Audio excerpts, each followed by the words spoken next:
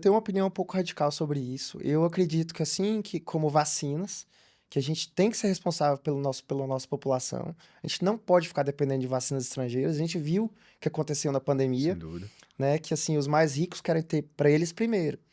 E a gente vai ter esse problema. A gente teve esse problema quando teve a epidemia de HIV, que a gente teve que fazer alguma coisa para trazer tratamentos para nossa população. Eu acredito que a revolução está só no começo, vai ficar cada vez mais comum e vai ser inviável a gente depender de importar tudo, né? Então, eu acho que assim como a gente agora tem um comitê de terras raras para saber o que a gente vai fazer com os nossos minerais nessas tratativas, negociação, a gente vai ter que pensar alguma forma, como Estado, como sociedade, de gerar centro de produção de terapias, como a gente faz para vacinas, né?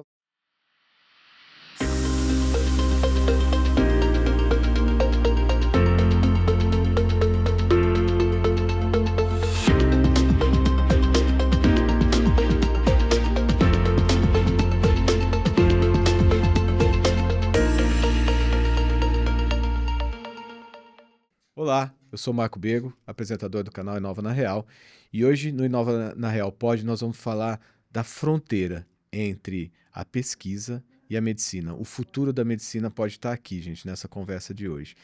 E o tema que a gente vai falar é de RNA, biotecnologia, como isso está transformando a saúde.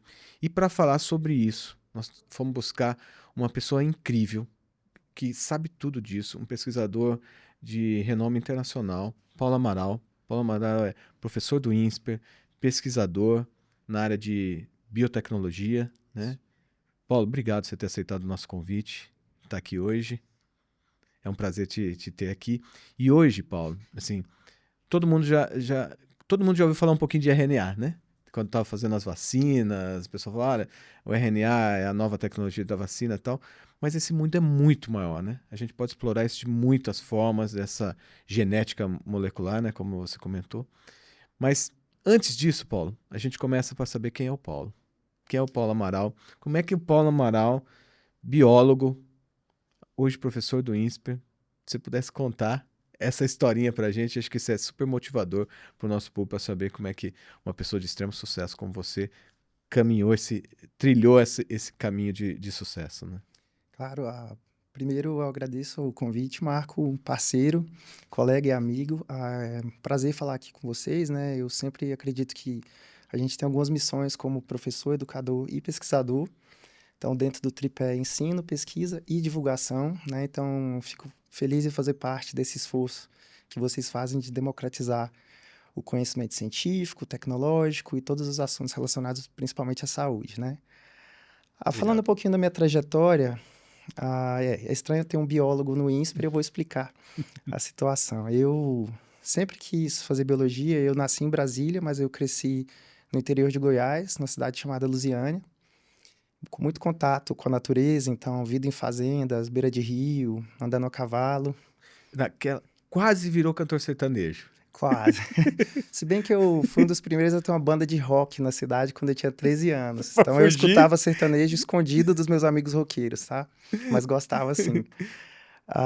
E era uma vida relativamente pacata, mas com bastante estímulo em relação a contato com a natureza mesmo. Eu tive sorte de ter uma escola onde tinha festivais de ciência, iniciação científica, com bastante contato com animais e experimentos. Então a gente tinha que ter projetos que a gente fazia aparelhos, por exemplo, eu fiz um para extração de óleos de citronela, para ser usado como repelente, para usar contra anticarrapato em gado, dentre muitos outros projetos, né? Inclusive aqueles clássicos de fazer um vulcão, que você queima o cabelo dos coleguinhas e tudo mais. E decidi cedo que eu queria explorar esse campo. Na época, eu tinha muito acesso à leitura, que meu pai deixou uma biblioteca legal com biografias de cientistas, né? Fascinei muito cedo. E minha mãe estimulava muito comprando revistas de divulgação científica, né? Especialmente coisas como Super Interessante, e aí eventualmente Ciência Hoje, e até Scientific American por um tempo. Então eu ficava fascinado e em determinado momento, lá pelo ano de 1996, eu li sobre a clonagem da ovelha Dolly. E para mim foi algo realmente muito incrível, né? Acho que para o mundo inteiro. Descobri que você pode fazer uma cópia de um organismo adulto, né? Então eu vislumbrei ali o potencial da biologia de uma forma muito, muito grande, né? Depois disso, eu fui para Brasília fazer o ensino médio e eu tive um professor de biologia muito bom, que ele explicava alguns princípios, né, da emergente engenharia genética, como que você pode manipular o DNA para fazer organismos geneticamente modificados, e eu realmente ali me convenci que eu queria fazer biologia e fui para a Universidade de Brasília cursar ciências biológicas. Lá, logo no primeiro semestre, eu tive um curso de biologia celular e dentro dessa disciplina tinha virologia.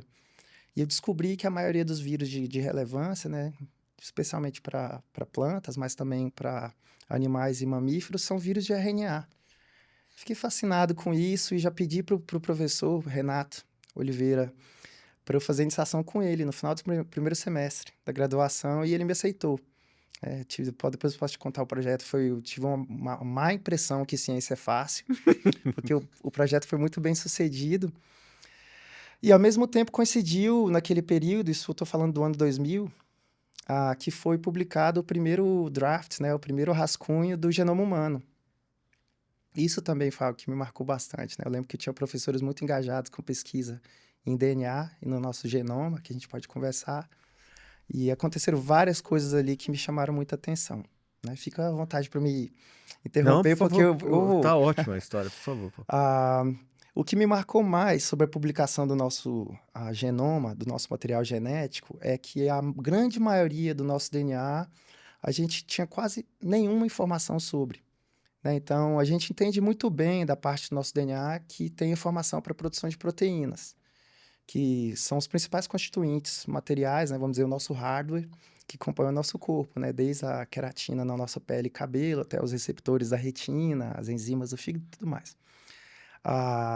Essa porção do nosso DNA corresponde a aproximadamente 1%, 1,2%, enquanto os 98,8% a gente não tinha muita ideia do que fazia. Uhum. Muitos chamavam isso de DNA lixo, e isso me intrigou muito, né? Então, eu fiquei bastante intrigado, e já para o finalzinho da graduação, depois eu fazer iniciação científica, tanto na UNB como na Embrapa, com vírus de RNA, eu decidi explorar o que estava acontecendo em São Paulo, porque eu queria fazer talvez uma pós-graduação em outro lugar, fora de Brasília, para diversificar, né, a minha própria formação.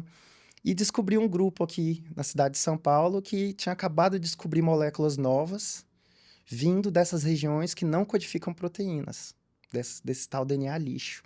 Eles estavam procurando novos genes com uma nova tecnologia chamada microarranjos de DNA, e especificamente marcadores de câncer. No meu grupo era mais câncer de próstata, então era o pesquisador, o professor Sérgio Vejosca Almeida, e minha saudosa orientadora, a professora Aline Maria da Silva. Quando ela me contou sobre esse projeto, eu já decidi que eu queria Migrar. trabalhar com ele. Em questão de semanas, eu tentei escrever um projeto para tentar entender quem são essas moléculas, que são RNAs produzidas a partir do DNA não codificador, como elas são produzidas e, finalmente, o que elas fazem. E eu acabei dando muita sorte, porque o grupo era bastante dinâmico. Eu trabalhei com um grande colega, que é meu colaborador até hoje, que é o Helder Nakaya, professor da USP e pesquisador do Einstein. E li o trabalho de um australiano chamado John Mattick, que eu, na verdade, tinha conhecido pela Scientific American, uma daquelas revistas que minha mãe comprava. E escrevi para ele no comecinho do mestrado, avisando que eu ia fazer o doutorado com ele. Ele me ligou no mesmo semana e acabou aceitando, então eu já fiz o mestrado sabendo que eu ia trabalhar com ele. Ele é um dos papas dessa área de DNA não codificador, especialmente dos RNAs que são produzidos a partir dali, que a gente chama de RNAs não codificadores de proteína. E deu muito certo. Eu fui fazer o doutorado com ele na cidade de Brisbane, na Austrália. Tinha muitas ideias mirabolantes sobre como esses RNAs atuam, quais são as funções, qual que é o papel deles no desenvolvimento humano e de outras espécies também. E a partir dali eu nunca larguei essa área, né? Então, o RNA acabou virando minha vida. Por coincidência, durante o doutorado eu fiquei intrigado por que a gente achava que esse DNA era DNA lixo, e fui fazer uma busca histórica. Acabei indo para o século XVIII, XIX, XX, então foi um buraco que eu não imaginei que eu ia me meter, mas acabou rendendo fruto, que é um livro que eu publiquei há 2 anos com o John Mattick, que chama RNA, o epicentro da informação genética, que por sorte está dando muito, muito resultado bom. Legal. Por fim, para finalizar, eu acabei indo fazer um longo pós-doutorado na Universidade de Cambridge, tentando entender como que esses RNAs atuam em algo que a gente pode discutir depois, que tem muita relevância médica, que é a epigenética, né? Que é principalmente como que o ambiente conversa com o nosso DNA, conversa com a nossa genética para gerar os resultados que são os fenótipos. E nesse período eu tive muito contato com indústria farmacêutica, com empresas, fundei a minha própria startup na área de medicina de precisão e no finalzinho disso veio a pandemia e meu laboratório foi fechado, né? Então, a minha única escapatória foi trabalhar como voluntário fazendo teste de Covid, pegando amostras de nariz e garganta do Reino Unido inteiro. Chegou um ponto que não abriu meu laboratório e eu comecei a conversar com o INSPER sobre um novo projeto de bioengenharia que eles estão desenvolvendo aqui. Estavam começando na época e eu acabei decidindo voltar e apostar nesse projeto e foi quando eu te conheci. Legal. Eu não tinha nem falado nisso, para não enaltecer meu currículo, né? Que eu sou seu amigo, gosto de Sim. você, né, Paulo? A gente se conhece bastante tempo. Mas que eu gostei da sua história, Paulo, assim, que eu não conhecia a origem lá, que você vê o quanto que né, o ambiente ali inicial na escola de apresentar para a criança a ciência realmente pode trazer mais pesquisadores, mais cientistas para o Brasil, né? O seu caso é um exemplo disso, né? Começou a gostar ali e aquilo foi evoluindo e o estímulo, tanto de casa quanto da escola, se me corrija se eu estiver errado, é que te levou a esse caminho Sem a menor de dúvida. conhecimento e te trouxe até aqui, né? E como é que é, cara? Você lá, biólogo, fica dando aula lá para engenheiros e economistas lá no INSPER. Como é que é essa relação lá dela? Sim, a ideia da bioengenharia, na verdade, é muito antiga, né? Desde o do início dos cursos de engenharia, que agora completou mais de 10 anos, tinha uma ideia de, eventualmente, juntar áreas de aplicação, né? Então, a pegada do INSPER de ensino é muito ligado a aplicações e devoluções, devolutivas para a sociedade. E sempre se teve uma demanda para projetos em área de saúde e também algumas áreas relacionadas, como a agricultura, Uhum. biomateriais, bioprodução, né? Então, se tinha uma ideia desde o início das engenharias e foi amadurecendo, por exemplo, com os projetos finais de engenharia, né, que hoje a gente chama de capstones, e que tinham um interesse orgânico dos alunos. Então, sempre que tinha demanda de hospitais, né, a gente tem vários projetos que foram em parceria com o HC, com a C Camargo, Ciro, a ACD, dentre vários outros centros de saúde, hospitais, instituições, foi cementando essa ideia de desenvolver uma área mais forte em bioengenharia. Ah, e isso agora está ficando mais consolidado, porque além de mim, tem pessoas que trabalham com bioinformática, tem pessoas que trabalham na área mais tecnológica voltada à saúde. Por exemplo, e tem pessoas que trabalham na área de economia também, mais voltada à saúde. Legal. Então, acabou que eu virei um coordenador do centro, do núcleo de saúde, né, do nosso Centro de Gestão e Políticas Públicas, junto com a minha colega professora Isabela Brandão. E agora a gente está tentando consolidar todos esses esforços voltados para a saúde, que une tanto a parte técnica de engenharias, a ciência da computação, a engenharia da computação, mas também as ciências como ciências econômicas voltadas para a saúde, na economia da saúde. E aí tá a competência do INSPER e a sorte de trazer você, Paulo, porque você é um cara jovem, com uma visão de mundo diferente e que acho que você tá. O INSPER tem muita sorte você tá lá, cara. Você sabe que eu não preciso te puxar o Obrigado. saco, mas você é o cara.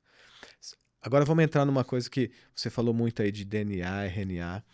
A gente fala aqui para inovadores, para o pessoal da saúde como um todo. Nem todo mundo tem exatamente a consciência, e eu também estou nessa turma de o que é exatamente o DNA e o que é o RNA.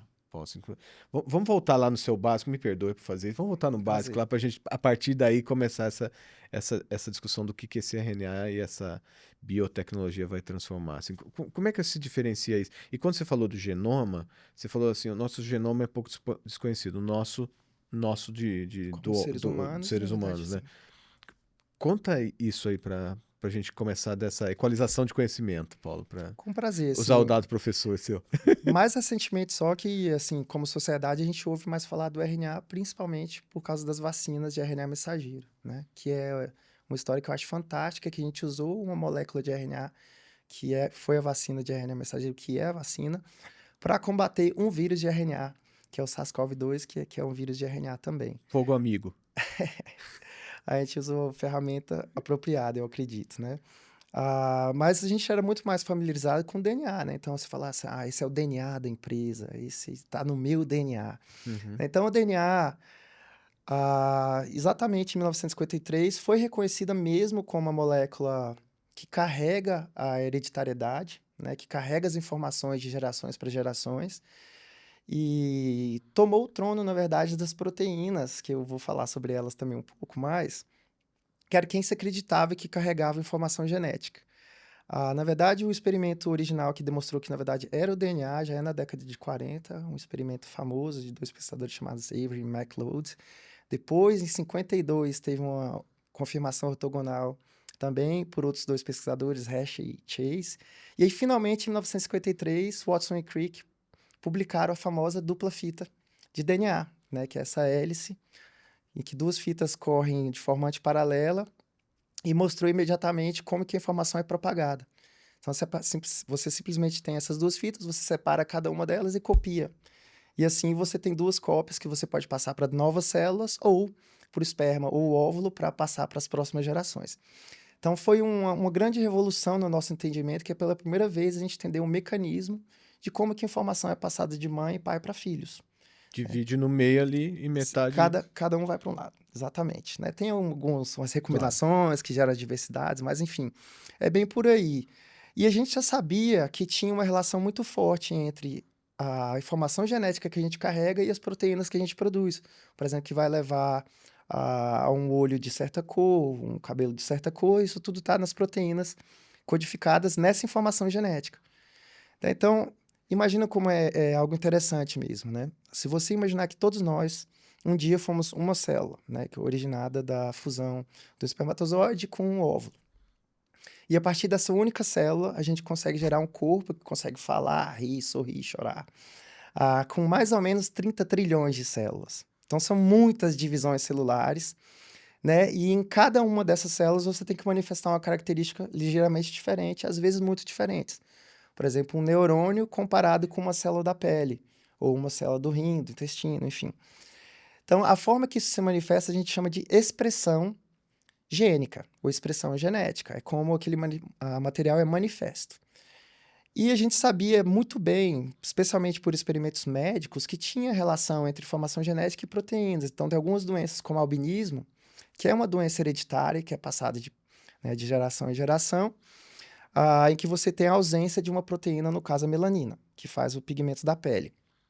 O que faltava era um intermediário. Sei agora que a informação está no DNA e a manifestação se vem em grande parte por forma de proteínas. E aí, nessa época, foi uma grande busca por qual seria essa molécula e acabou que o RNA foi descoberto tendo esse papel. Exatamente em 1961, a molécula de RNA foi descoberta por dois grupos, né? Um deles, inclusive, envolvia o James Watson, que é um dos descobridores da estrutura do DNA, e o outro, dois pesquisadores que eu adoro, que é François Jacob e Jacques Monod, dois franceses do Instituto Pasteur. É linda a história de como o RNA foi descoberto, depois eu posso até contar alguns fatos aí importantes. E aí, a única coisa que faltava era entender a relação entre a informação no DNA e as proteínas. E aí foi um esforço muito legal que envolveu muitos físicos, matemáticos, biólogos, médicos, estatísticos, que eles estavam vindo do esforço pós-guerra, da Segunda Guerra Mundial, trabalharam inclusive no projeto que o Oppenheimer trabalhou, no Manhattan, né? Uhum. Outros trabalharam para quebrar o código encriptado alemão, né? Então, Alan Turing era um deles, mas ele participou desses esforços, né? E, eventualmente, Só gênios ali nessa. muito, foi uma coisa impressionante, né? Eles tinham um clubinho, infelizmente, a maioria eram homens, e refletia um pouco, né, o skill A da época, época, né? né? Inclusive, vou até fazer um parênteses, que quem gerou a imagem para a estrutura do DNA foi uma pesquisadora mulher fantástica chamada Rosalind Franklin, que infelizmente faleceu antes dela poder ganhar o prêmio Nobel. Mas ela, se não fosse ela, não teríamos tido a estrutura do DNA tão cedo. Enfim, eles realmente descobriram que tinha um código relativamente simples, surpreendentemente simples, né? Que você tem sequências das quatro letrinhas que a gente tem no DNA e RNA, né? Que no caso do DNA é A, T, C e G, as famosas, Uhum. né? A gente precisa de ter combinações em que a gente vai ter cadeias de aminoácidos que vão formar as proteínas, e elas vão ser determinadas pelas sequências dessas 4 letrinhas. Né, então, eles fizeram algumas análises muito simples, né? Então, não era possível codificar 20 aminoácidos apenas com uma posição no DNA, que só tem 4 possibilidades, A, T, C ou G.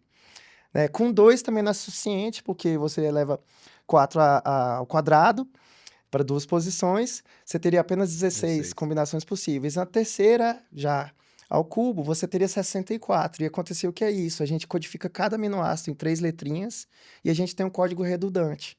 Né? Então, que um aminoácido pode ser codificado por mais de 3 combinações, mas foi exatamente isso que aconteceu.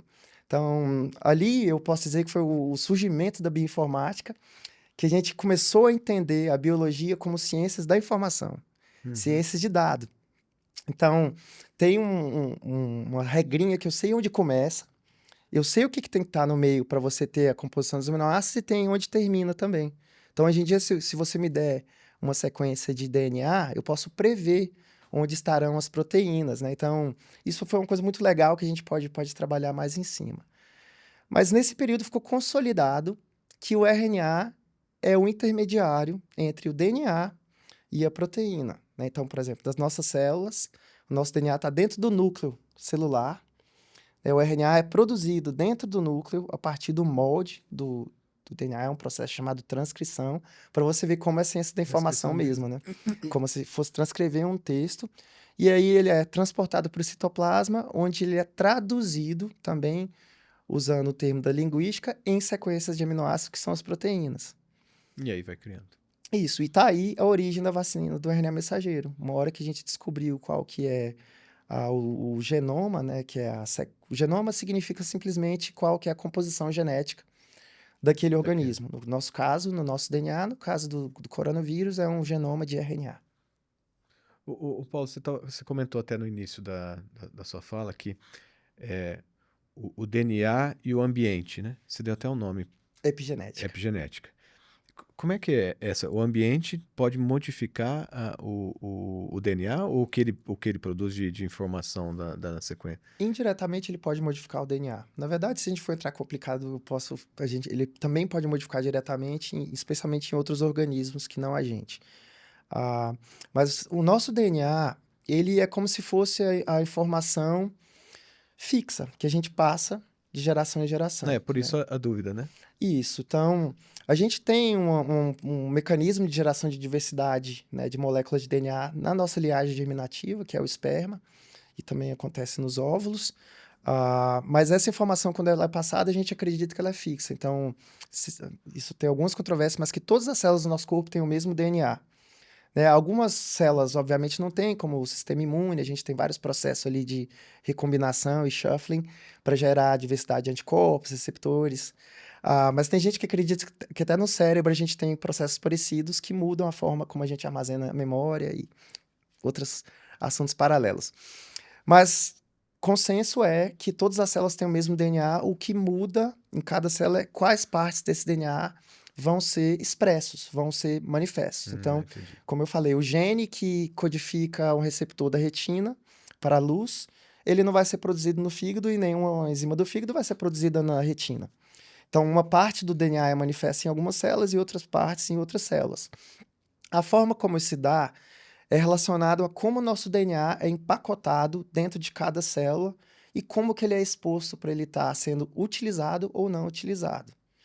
Então, se você imagina, né, que a, a gente herda do pai e da mãe, eu falei, o tamanho do nosso DNA, o nosso genoma, é mais ou menos 3 bilhões de pares dessas letrinhas, ATCGs em diferentes ordens, cada uma codificando cada gene, cada proteína e RNAs. Isso equivale, se você esticasse essa fita, em mais ou menos 2 metros de comprimento. 2 metros. O começo nosso é ali, aqueles 2 metros Em cada célula, em cada célula. O material genético que a gente carrega. Você tem que imaginar que nossa célula ela tem apenas mais ou menos 30 micrômetros, né, que é 10 a menos 6 metros. Então, muito menor do que esse espaço. E o nosso núcleo é menor ainda. Chega mais ou menos a 10 micrômetros. Então, você tem que empacotar esse DNA de uma forma extremamente enovelada. E isso é um termo muito bom. Eu gosto muito de pensar no nosso DNA como um zip code mesmo. Na verdade, um arquivo zip, desculpa, não um zip code, um arquivo zipado. E a forma que isso acontece é que ele é enrolado em torno de proteínas, são proteínas especializadas, né? A gente conhece elas como estonas, ela forma estruturas em que o DNA pode ser mais aberto ou mais fechado. Isso se dá por modificações químicas nessas proteínas. E você perguntou também se o DNA pode ser modificado? Pode sim, porque uma letrinha dessas em especial, tem outras modificações, mas ela tem uma modificação química pequena, que é um grupo metil ou metila, que é um CH3, um carbono com 3 hidrogênios, que ele controla se os genes estão ligados ou desligados. Então, eles estão em regiões particulares do DNA, normalmente naquelas regiões que vão controlar quais genes vão estar ligados numa célula ou em outra. E, além disso, essas modificações químicas das estonas, onde o DNA é enrolado, elas também controlam se o DNA vai estar sendo utilizado ou não naquela célula. E é aí que a gente tem interações com o ambiente, né? Então, por exemplo, antes de almoçar, eu vou ter alguns hormônios que vão estar dizendo para as células intestinais do estômago começar a produzir suco gástrico. Isso também acontece quando eu sinto cheiro ou quando eu começo a comer. Então, você não fica produzindo aquelas enzimas de digestão antes de Uhum. você ter necessidade, né? Isso é válido para muitas coisas. Então, por exemplo, quando a gente tem iluminação solar com raios ultravioleta, você estimula a produção de melanina para aumentar a pigmentação da pele e dentre várias outras coisas, né? Mas acontece que essa é a forma mais direta que a gente tem de comunicação com o ambiente. E isso acontece, inclusive, quando a gente está conversando aqui, que a gente está modificando algumas regiões dos nossos neurônios, que vão estar ajudando a gente a memorizar e até a construir a nossa própria fala aqui agora. É como se a sua genética te ajudasse a você estar em acordo com aquele ambiente que você está, né? Você vai Exatamente. É a é, intersecção bater entre a o genética e o sol, ambiente. bater o sol, né? Então, você entrou melanina para a pele ficar mais escura, teoricamente para você absorver menos sol, né? Em tese, Exatamente. seria essa a ideia. Proteção da célula, sim. O Paulo, pô, é gostoso falar com você, que cada vez que eu falo com você, assim, aprendi mais, é uma aula para mim e vai ser para todos aqui. Mas o seu trabalho, como você falou, você gostou mesmo dessa história do RNA, né? Sim. Então, e você estava me falando assim que o RNA agora, você também, ele entende que já tem outras funções. Então, como é que é essas possibilidades do RNA fazer essa transformação de conceitos, né? Que se a gente pode dizer assim, você pode usar o termo que você acha melhor para. Obrigado pela pergunta. Como eu disse, a visão predominante é que o RNA é um intermediário entre DNA e proteína, e essa visão ficou ainda mais consolidada, né, com a grande repercussão das vacinas de RNA mensageiro. Acontece que o RNA tem muitas outras funções além dessa, né? Então, se você for olhar a própria maquinaria que constrói as proteínas, é uma organela para quem puxar da memória da escola, são os ribossomos. Elas são feitas principalmente por RNAs ribossomais, no qual outras proteínas que são auxiliares a eles ah, se agrupam. Mas quem faz a atividade catalítica da produção, da síntese de aminoácidos, da ligação de aminoácidos para a produção de proteínas, é o RNA. Então, o RNA em si também pode ser uma enzima que é o grande domínio das proteínas. Então, as primeiras enzimas que a gente conhecia, por exemplo, as que quebram ureia, coisas assim, são proteínas. Mas, principalmente na década de 70, eu conheço um pesquisador chamado Tom Cech, e também tem outro Sidney Altman, mostraram que RNAs podem ter funções catalíticas também. Então, ele tem uma função de, vamos dizer, modelo, como o RNA mensageiro, modelo para fazer a proteína, e ele também catalisa reações. Por fim, a gente também descobriu que eles podem ser o material genético em si. Então, por exemplo, vários vírus, como eu mencionei, têm um material genético como o RNA que é copiado para a propagação do vírus.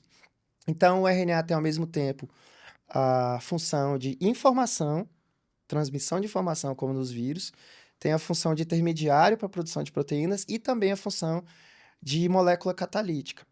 Então, isso levou, na verdade, a uma hipótese que é mais antiga do que essa, mas a do pesquisador chamado Wally Gilbert, que o mundo começou, o mundo vivo, com RNAs. Então, o RNA precedeu o DNA, precedeu as proteínas e, eventualmente, algumas funções dele foi delegada para DNA, para armazenamento de informação, especialmente porque o DNA ele é muito estável, então hoje em dia você pode recuperar DNA de mamute extinto há dezenas de milhares de anos, né? Então ele é bastante estável, tem bastante história legal que hoje em dia ele é usado até como meio de informação digital, tá começando a ser usado por grandes empresas de Ah, é? tecnologia. Faz um parênteses aí. Que é essa? É porque o DNA ele é tão estável e compacta uma informação tão grande numa mídia muito pequena, o polímero, né, dos ATCGs, que gerou muita curiosidade de grandes empresas para usar ele como uma mídia mesmo. A gente sabe que a gente está tendo Uma um grande mídia problema de biológica. espaço,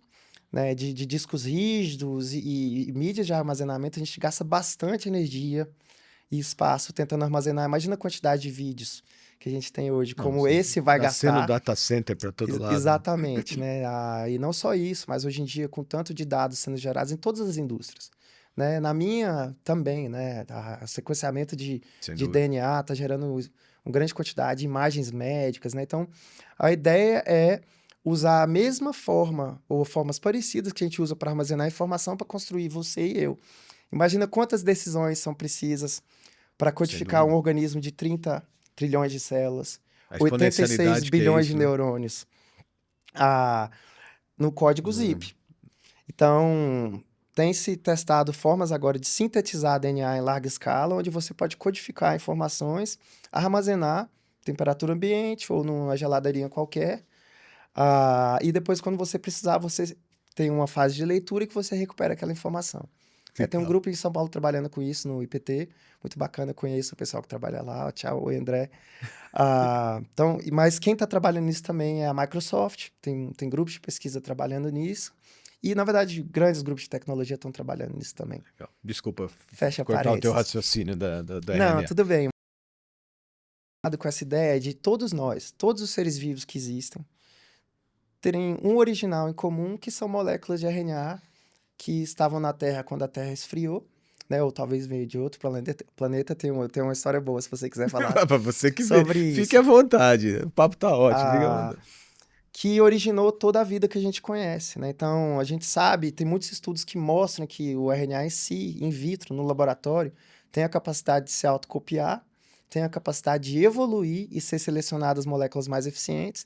E, eventualmente, o que se acredita é que isso foi indo na direção do mundo entre quando os RNAs conseguiram começar a catalisar formação de pequenas proteínas, peptídeos, e eles começaram a atuar em conjunto para levar ao aumento da complexidade biológica, eventualmente tendo membranas para separar, compartimentalizar células e depois, enfim, delegando a função, né, de propagação e armazenamento de informação para o DNA, que é muito mais estável, pelas Ele é pequenas diferenças químicas que tem no o DNA. orquestrador ali do negócio. Isso, aí o que se acreditava, né, nessa época que chamava o DNA não codificador de DNA lixo, é porque grande parte, ou quase todo o nosso entendimento de como a informação genética funciona veio de estudos em bactérias e com vírus de bactérias também. Então, são organismos mais simples, né? Então, eles são microscópicos, as células são muito menores do que as nossas, a maioria deles são unicelulares, vivem como uma célula só,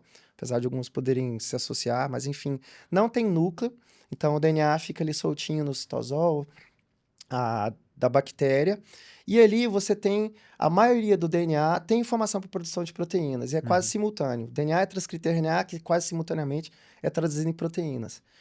Quando a gente começou a estudar o nosso DNA, o DNA de organismos mais complexos, até como leveduras, que tem núcleo, né, e depois de plantas, que tem genomas gigantescos, loucura, assim, algumas amebas têm genomas 10 vezes maiores do que o nosso. Ninguém sabe muito bem por quê. Ah, não fazia muito sentido ter essas informações que não tinham informação para produção de proteínas. E eles foram meio que deixados de lado, ignorados e até ofendidos, né?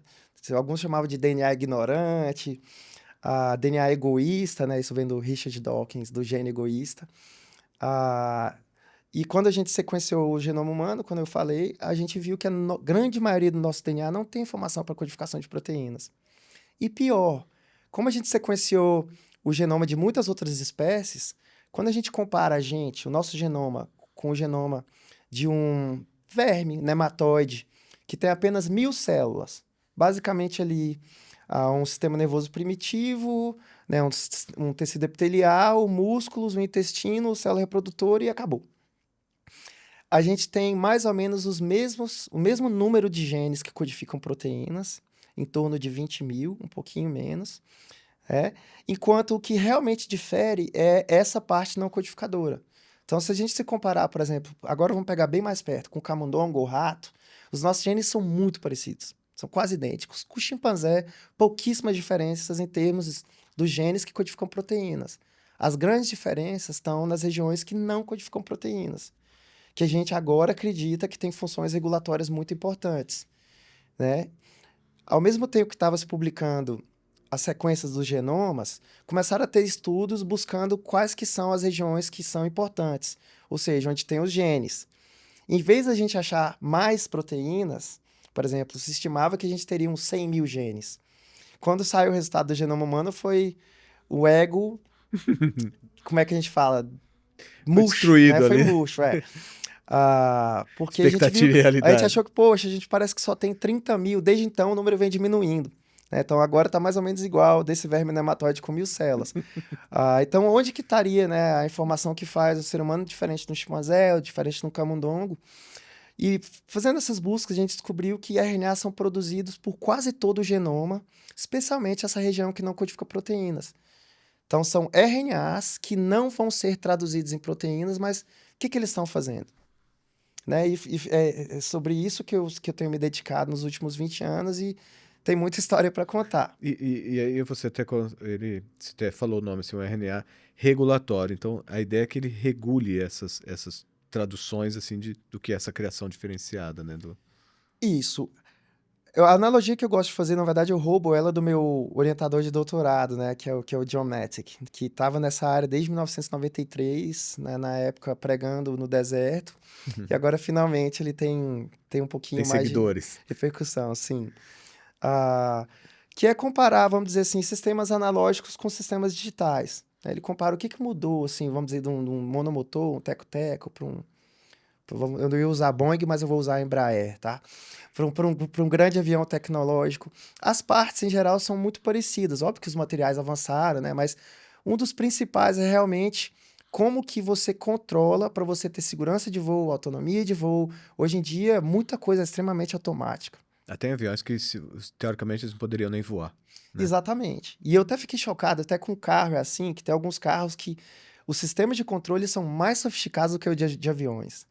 Esses carros, sabe, extremamente modernos e possantes que têm sensores em tudo, E agora né? elétrico e mecânico ao mesmo tempo, né? Sim, mas a comparação que o John fazia é como se fosse assim uma bicicleta, que seria, vamos dizer, as bactérias, né? Então tem ali componentes do veículo de transporte, né? Tem Comparado roda, com um né? Tem avião, pneu. sim. Né? Então os materiais às vezes são parecidos mesmo. O que muda são os sistemas de controle. Então a gente acredita que essas regiões regulatórias, elas que estão ajudando na tomada das decisões quando você sai de uma célula só para 30 trilhões de células. Imagina a quantidade de decisões que você tem que tomar para a célula saber se ela vai ser isso ou aquilo, se ela vai responder o ambiente assim ou de outra forma. Então, e acontece que nos últimos anos a gente realmente tem descoberto que essas moléculas têm funções extremamente diversas. Quando eu falo regulatória, eu estou, na verdade, simplificando muito. Elas têm funções de arquitetura, elas conseguem controlar como as regiões das células são organizadas, como as moléculas interagem umas com as outras. Algumas dessas descobertas têm sido extremamente revolucionárias, com RNAs não só nos nossos, né, que muitos são específicos para humanos. Então é muito difícil usar camundongo como modelo animal pela indústria farmacêutica para essas moléculas, porque a maioria eles não vão ter. Ao contrário das proteínas, que os animais podem ser modelos muito bons, porque as proteínas são compartilhadas. Sim. Já esses RNAs, muitos são espécies específicas, ou que a gente chama clado específica, só de primatas, só de mamíferos, né, só de vertebrados, aí por aí vai. Que é a diferenciação entre elas, né? É o que Entre a as gente espécies. acredita. Ah, mas também há alguns RNAs, depois que a gente começou a prestar atenção nisso, muito interessantes em todos os organismos. Ou seja, o RNA nunca deixou de ter esse papel importante que ele teve na origem da vida.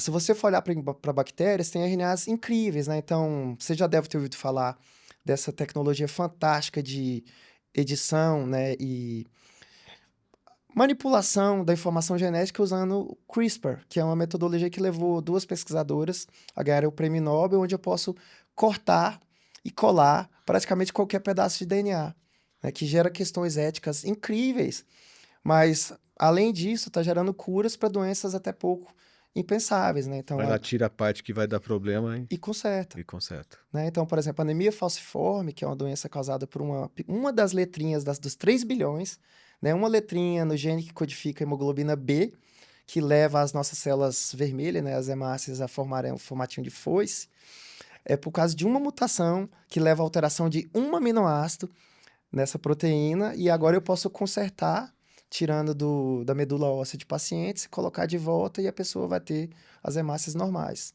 Né? Então, isso só mostra o potencial.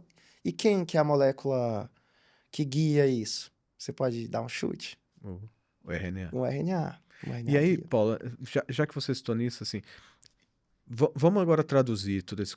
E o que que você, na sua visão e no seu conhecimento, esse RNA pode trazer de impacto aí, agora a gente falar para a saúde, para a medicina, para a vida das pessoas, assim, para a gente traduzir isso em coisas de... Ele já está causando muitas soluções e, na verdade, problemas sociais também. Uhum. Eu vou dar poucos exemplos. Então, eu dei esse exemplo da edição gênica por CRISPR, que está chegando à clínica. A gente usa isso para fazer células no laboratório para tratamento de câncer.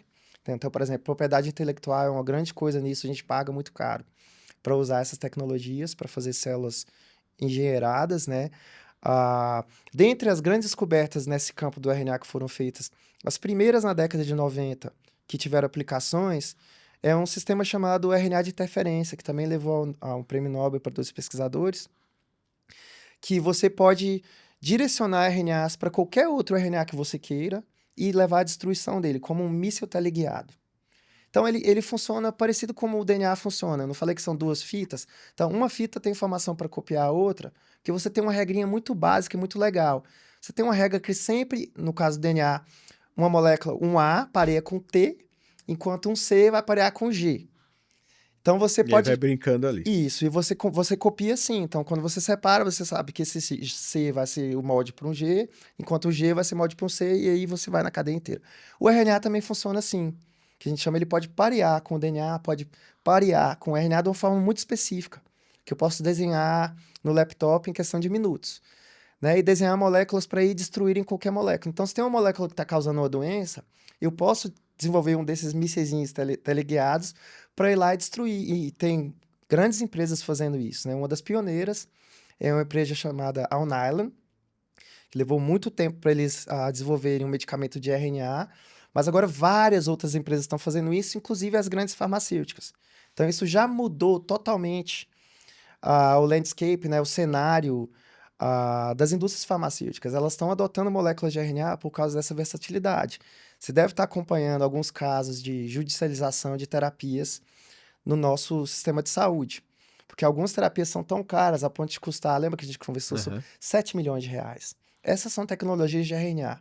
Tá? Então, elas podem consertar defeitos genéticos que, às vezes, você precisa só de uma dose para uma doença que seria, por exemplo, letal. Então, eu vou te dar alguns exemplos como distrofias musculares. Tem a distrofia muscular de Duchenne, você pode pegar a esclerose lateral amiotrófica, que também pode ser tratada com RNAs. E, na verdade, a grande maioria das doenças que a gente chama que são mendelianas ou causadas por um gene, ou seja, segrega como as ervilhinhas do monge Gregor Mendel, elas são consideradas raras porque a prevalência delas na população é pequena para cada doença.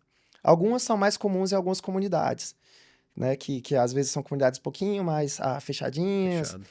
são muito mais comuns em algumas comunidades, mas no geral, se você for contar todas elas, elas são prevalentes. São mais de 7 mil genes que a gente sabe que podem estar causando essas doenças, e a gente está descobrindo cada vez mais, conforme a gente sequencia as pessoas, né, especialmente crianças que nascem com alguns defeitos ou alguns probleminhas. E em potencial, todas elas podem ser resolvidas. Se as primeiras que estão surgindo agora, com essas empresas gerando terapia de RNA, já estão causando muito problema para o sistema de saúde, porque elas são tão caras, imagina se a gente tiver uma expansão Sem para dúvida. todas essas outras doenças. Coletivamente, algumas populações chegou a ter mais de 5% da população com alguma dessas doenças raras.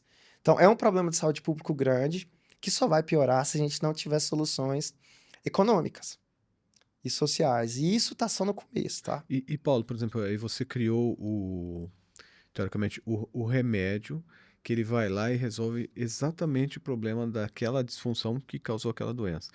Ele muda de pessoa para pessoa ou é só de doença para doença? Ele é A personalizado, assim? pergunta sensacional.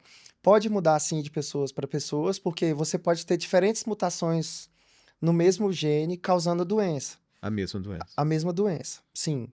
Então, você muitas vezes é uma de precisão. Para algumas doenças, você tem algumas mutações que são muito características. Então, elas funcionam para a maioria das pessoas, mas é específico para a doença. Invariavelmente é específico para a doença, por enquanto, tá? Eu vou falar de câncer, tem algumas que são mais amplas. Porque tem, Tá? tem algumas até terapias que você retira, né, o sangue da pessoa, faz o Isso, tratamento e devolve, né? Então você isso. quase personaliza aquilo para. Isso, essa, por exemplo, da anemia falciforme, ela é assim, ela tem que ser retirada por enquanto também, né? Mas tem algumas outras, como essas terapias novas para câncer, né? Tem uma que você usa uma edição gênica ali no receptor de antígeno nas células T, que você tira do paciente. Tem pessoas agora tentando desenvolver algumas mais genéricas, mas é muito difícil, porque o propósito dela é que ela seja personalizada Aham. mesmo. Né? Também são caríssimas, E aí, algumas dessas e aí, custam o- mais de R$ 100.000. e aí o motivo de ser caro, né? Porque ela não tem escala, né? Para cada um Isso. só tem escala a metodologia, né? Tem muito esforço agora tentando escalar, né? Eu sei que tem muita pesquisa, por exemplo, na Índia, que eles também têm uma população gigantesca com problemas assim. Eles estão tentando fazer um processo mais enxuto para você conseguir isso, mas o controle de qualidade tem que ser tão rígido Uhum.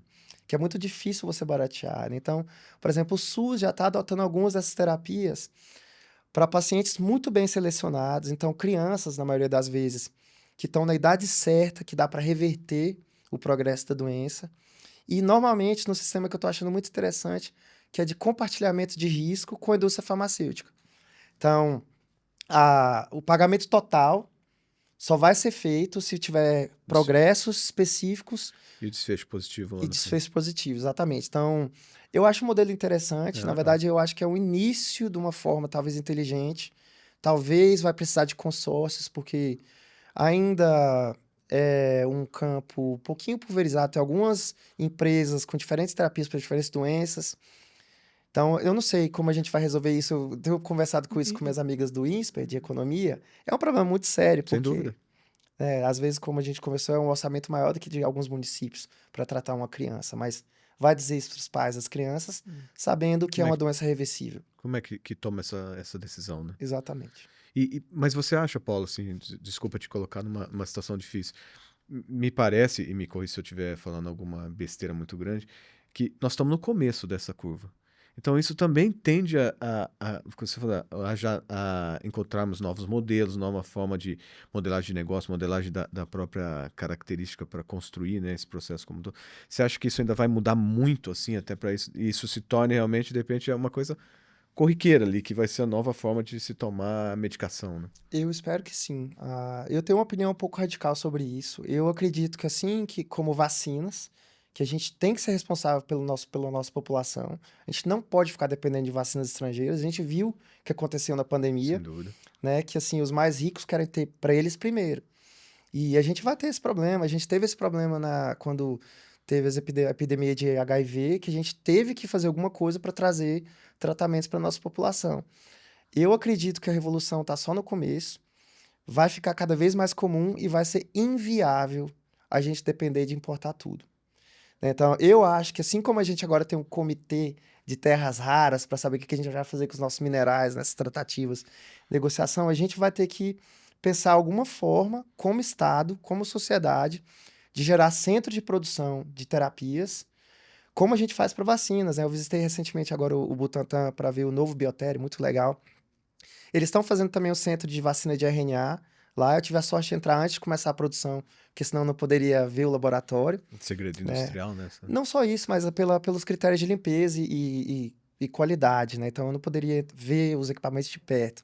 Eu teria que ver por uma Pelo janela, vidro. pelo vidro, é. Fantástico, essa facility lá. E agora, o que eu acho muito legal é que, diferente do modelo da indústria farmacêutica convencional, em que a gente desenvolve moléculas pequenas por síntese química, na maioria das vezes, algumas também têm síntese biológica, mas a maioria é síntese e etapas em química, cada uma tem um processo idiosincrático que o processo é patenteado. para você fazer aquele medicamento. Uhum. Para essas moléculas de RNA e também para outras moléculas que a gente pode falar, como os anticorpos monoclonais, entre algumas outras, né? Mesma coisa também com essas terapias celulares que você falou que você tira e modifica no laboratório para pôr de volta, elas são muito mais modulares, ou seja, elas são baseadas em princípios muito parecidos. Então, a produção é muito parecida. Você faz para uma, Você consegue. Óbvio que a validação é independente, né? Que tem alguns claro. processos de otimização, mas a plataforma é a mesma. Isso, para mim, grita para o governo, investe em plataformas, sabe? A gente já vê que a gente vai precisar, mesmo que seja em modelos de licenciamento de tecnologia, mesmo que seja em modelos de compartilhamento de propriedade intelectual, pagar royalties, o que seja. Mas ficar dependendo para o futuro à frente, sabe? De ficar importando esses medicamentos, especialmente considerando o que você falou, que algumas vão ser específicas para indivíduos, né? Então, eu acho que é estratégico. Até pegando o gancho, a gente tem agora o projeto Genoma Humano do Brasil, né? Que tem o Genoma SUS, Genomas Brasil, e a gente está realmente mostrando que a gente tem uma diversidade genética como seres humanos extremamente incrível, como a gente já imagina, né? Só pegar um ônibus, sair na rua que a gente vê isso. Sem dúvida. Todo mundo sabe. Mas agora, olhando geneticamente, realmente a gente está confirmando e mapeando precisamente, né? A gente agora almeja 100 mil pessoas, mas quiçá um dia teremos milhões de brasileiros sequenciados, né? Já que está barateando muito o preço do custo do sequenciamento. Então, essas medicinas, vamos dizer assim, mais personalizadas, né? Ou medicina de precisão, vão virar cada vez mais realidade. E os nossos hospitais de referência como o HC, eventualmente vão ter que lidar com isso. Entrar nessa Sim. seara, né? Então, se eu fosse traduzir aqui, Paulo, assim, hoje, se conseguíssemos, né, ter centros onde se estude e se desenvolva esse tipo de mecanismo, né, usando o RNA, isso poderia realmente ser transformador, né? Porque você poderia evitar um monte de custo que você tem dessa doença, mas você vai ter que compatibilizar isso para esse custo inicial ser adequado, né? Para você compensar toda essa estrutura, né? Perfeito. Uma hora vai ter que colocar isso no modelo, né? No modelo. E Perfeito. aí os economistas lá do INSPER vão ter que fazer essa modelagem econômica, porque não me parece não fazer sentido, né? Se você conseguir baratear um pouco aqui, o custo que se tem dessas doenças é caríssimo, né? Do Sim. tratamento da população. E o que você falou, se a hora que você entrar em câncer, então, é uma coisa que é um diferencial gigantesco, né? Hoje em dia as pessoas... É o único problema que realmente é extremamente grave, né? Se você for ver as Sim. avaliações, né? É um custo absurdo, né? Então, principalmente essas doenças graves, o custo humano, social, emocional, ele é absurdo. Ele é absurdo porque algumas dessas doenças, elas também são degenerativas. Então, a criança vai vai piorando, piorando, né? né? Então, os custos médicos também, econômicos, são muito altos. E isso tem que entrar na conta, né? Então, por Sem exemplo, dúvida. qualidade de vida e ganhos de vida, ganhos de anos de vida de qualidade que você tem com algumas dessas terapias são incríveis. Isso é uma questão até de empobrecimento da população e do país, né? Com isso você poderia até gerar mais riqueza, né? Em tese, né? Sem dúvida. E agora imagina isso aplicado além das doenças raras, né? Sim. Então, Essa é a... terapias assim estão vindo agora para as doenças não comunicáveis, estão vindo para doenças metabólicas, estão vindo para doenças psiquiátricas, né?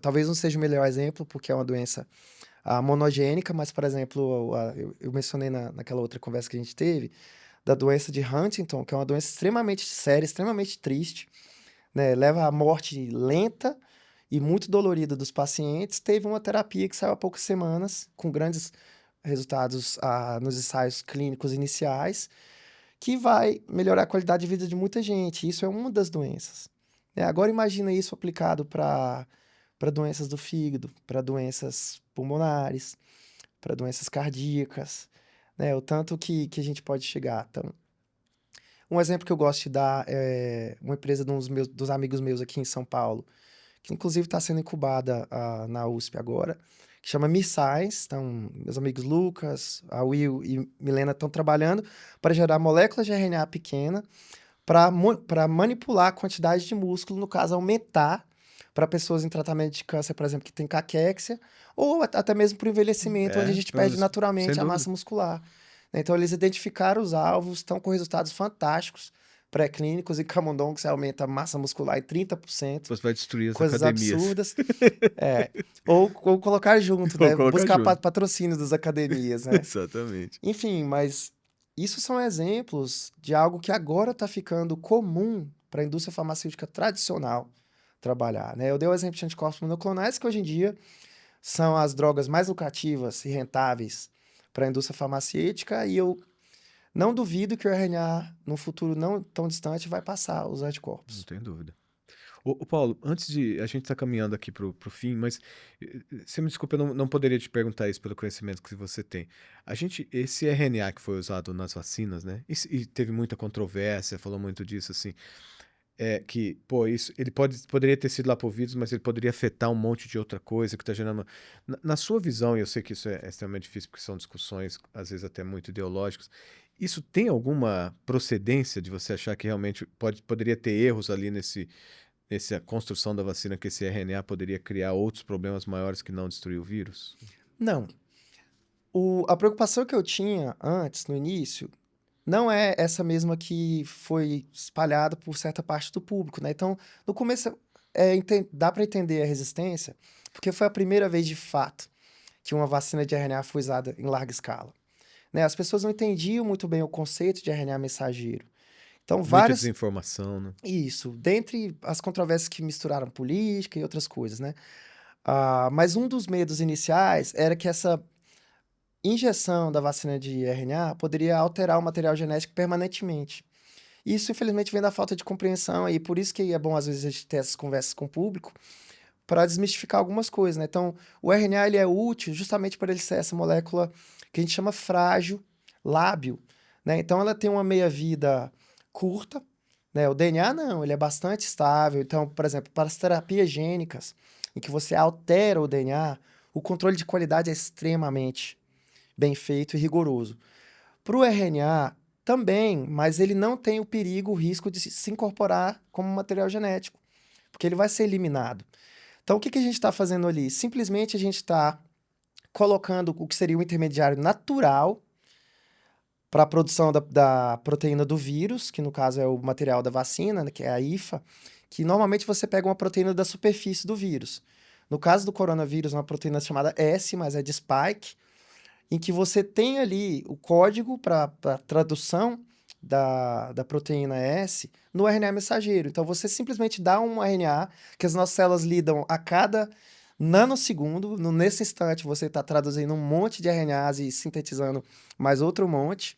Então, são moléculas naturais. A única diferença é que, para vacina, a gente colocou algumas modificações para estabilizar e evitar a inflamação. Então, a razão que a Kathleen Carrico e o Drew Weissman ganharam o prêmio Nobel foi porque eles conseguiram viabilizar o RNA mensageiro como uma molécula estável e que não elicita o sistema imune inato para Uhum. você ter uma inflamação e rejeitar aquela molécula. Tá? Então, muitas pessoas Pra ela não ficaram com fazer muito de medo, fato a mas é, expectativa. mas é como se fosse assim, eu não quero comer uma planta transgênica porque ela tem um DNA alterado ali. Não, você come todos os dias DNA de tudo quanto é coisa, e é a mesma E coisa nem com sabe. RNA mensageiro. E o mais legal é que ela está abrindo muitas possibilidades, né? Então, de novo, é uma plataforma ali que você altera, tem que otimizar a sequência para funcionar melhor em cada tecido. No caso do RNA mensageiro é direto no músculo, então é tranquilo. Agora a gente está começando a gerar vacinas para todas as variantes que aparecem, está gerando vacinas até mesmo para malária. E não sei se você sabia, o propósito original dessas empresas, principalmente a BioNTech e também a Moderna, era gerar vacinas para câncer. Elas só mudaram o alvo quando a pandemia apareceu. Como eu falei, é uma plataforma, é plug and play. E em questão de uma semana, eles já sabiam como é que eles iam fazer a vacina. E foi muito rápido por isso, porque já estavam sendo feitos testes com outras vacinas, a gente tinha tido muita sorte de saber quais são as modificações químicas ideais para evitar o sistema imune de reagir bastante. E também a gente tinha achado a melhor forma de introduzir ela no nosso músculo com o sistema de empacotamento da vacina, que Uhum. usa partículas de nanolipídios. Né? E o mais legal agora está sendo os efeitos colaterais, que é o oposto do que o pessoal estava com medo, porque todas as vacinas podem gerar uma resposta alérgica. Todas as vacinas, na verdade, todas as moléculas, até comida, né, que a gente toma. Ah, mas um efeito colateral muito interessante é que ela realmente ela ajuda para acordar o sistema imune, como a gente produz a proteína do vírus e a molécula de RNA também tem um certo efeito. a gente está descobrindo efeitos protetivos para certos cânceres. Então, teve algumas pessoas que estavam em tratamentos para câncer, que tomaram a vacina, e eles foram comparados a grupos em tratamento a câncer que não tomaram a vacina.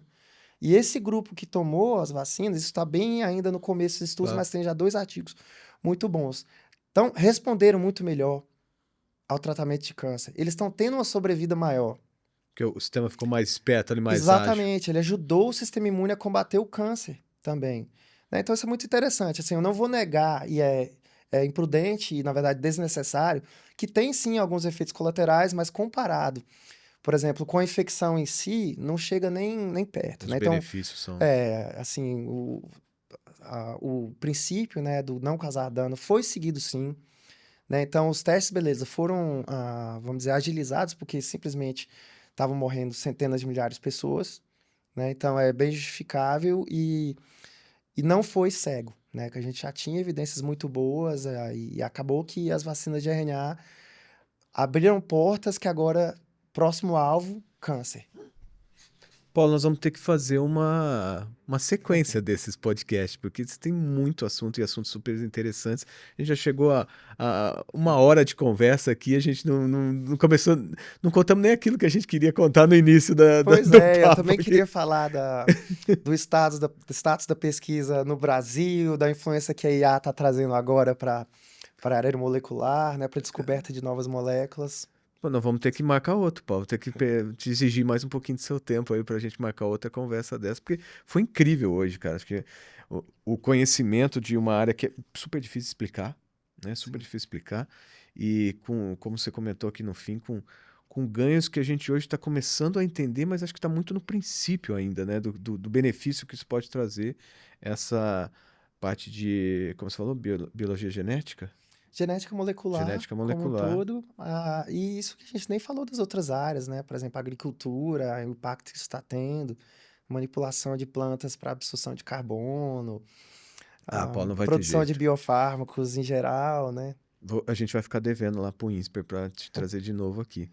Paulo, antes da gente caminhar pro fim, primeiro, assim, te agradecer muito, assim, o papo você ter vindo aqui, seu tempo, sei que ele é super escasso, pô. Paulo, um cara, você vê o nível de conhecimento que ele tem, então ele tá sempre em uma pesquisa, sempre ajudando alguém, sempre fazendo alguma coisa, além dos alunos, então te trazer aqui, eu sei que é uma doação mesmo de tempo, como você falou, para a gente tentar desmistificar toda essa novas possibilidades que estão vindo aí com a genética, né? Antes da gente encerrar, Paulo, tem alguma coisa que você gostaria de dizer assim nos minutos que nos restam que você acha que é importante, ou até para chamar para o próximo, fica super à vontade, Paulo. Não, obrigado, não, só agradecer o convite mesmo, né? Também agradecer o INSPER, né, por estar promovendo as ciências da vida dentro das engenharias, né? Também aos meus grupos de colaboradores, trabalho muito com o pessoal do Einstein, da USP, então agradeço bastante ao meu colaborador, a Elden Nakaya, e eventualmente eu vou tentar trazer umas pautas que a gente começou a discutir, mas eu vou guardar essa para a próxima Eu, que a gente eu tiver. acho que eu vou precisar começar a trazer você aqui como um articulista nosso aqui, porque essa informação a gente precisa passar, Paulo, porque assim, é o que você falou assim, a desinformação é o pior remédio, né? É a pior Sim. doença que a gente pode ter. As pessoas precisam estar informadas, como essa última parte que você disse da ciência. Claramente, né? Tem ali coisas que ninguém sabe e as pessoas estão explorando isso de forma equivocada, né? Então, Talvez a última mensagem foi de uma conversa que eu tive da economia da saúde, que ela tentou enfatizar comigo como ela considera importante a formação de times multidisciplinares para tratar desses problemas tão preeminentes na sociedade, né? Então, que envolvem comunicadores, gestores, políticos, que a gente vai precisar fazer algum lobby, pessoas das ciências sociais, porque eu nem toquei nos problemas éticos que a gente tem de sequenciamento de genomas, de seleção de traços, edição do nosso DNA na liagem germinativa, e os problemas econômicos e oportunidades econômicas que a gente tem. Né? Então, enfatizar a importância de grandes segmentos da sociedade se unirem para a gente discutir esses problemas que não vão diminuir. Na verdade, vão aumentar, mas ao mesmo tempo trazem muitas soluções. Né? Então, eu acho que a palavra multidisciplinaridade e interdisciplinaridade é usada bastante, mas nesse caso, eu acredito que é para o bem comum e a gente precisa realmente conversar. ótimo. Pô, eu estive aqui com o Paulo hoje, Paulo Amaral. Paulo, além de ser brilhante, pesquisador super generoso. Vocês viram aqui na conversa, o Paulo, ele lembra o nome de todo mundo que trabalha com ele cita o nome. O Paulo é uma pessoa incrível, mas tenho ele na... assim, é um privilégio para mim conhecer ele ao longo dessa jornada, né, Paulo, de buscas aqui que a gente faz. E uma linha importante no meu currículo ser amigo do Paulo aqui, cara. Paulo, ó, a gente vai ter que voltar nessa Ó, eu que conversa, cara. agradeço e peço para você mandar um abraço para Inova HC, para Natália Veronese, para todos os meus colegas de lá também. Mando sim. Ainda a gente nem falou da sua parte fora do país, de pesquisa fora do país, que, puxa, eu queria explorar um pouco isso, então isso vai ficar aí com desejo para a próxima conversa, Paulo. Muito obrigado, viu, por você ter vindo aqui. Obrigado mesmo, de coração. Prazer é meu, mano. Esse foi mais um Inova na Real Pod. E se você gostou desse conteúdo, compartilhe nas redes sociais, se inscreva no nosso canal e acesse o nosso portal inovanareal.com.br.